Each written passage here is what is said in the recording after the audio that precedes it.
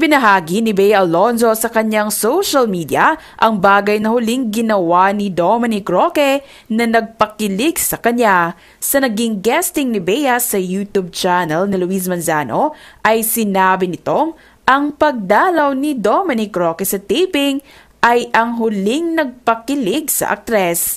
Sa video, makikitang sobrang saya ni Bea nang makita si Dominic at halos nagpakarga pa ito sa fiancé.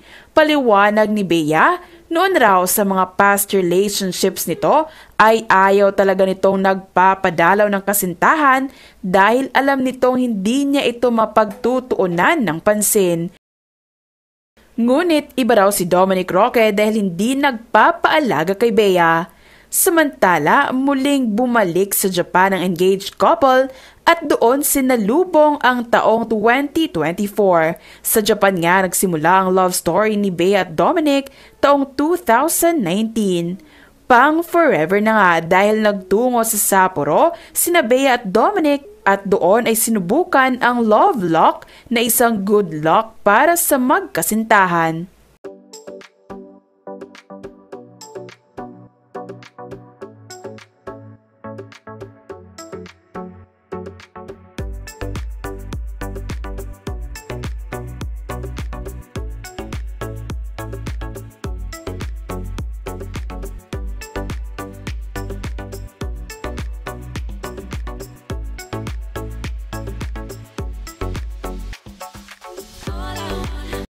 Samantala, lalo namang pinuri si Dominic Roque dahil sa pagiging close nito sa mommy ni Bea Alonzo.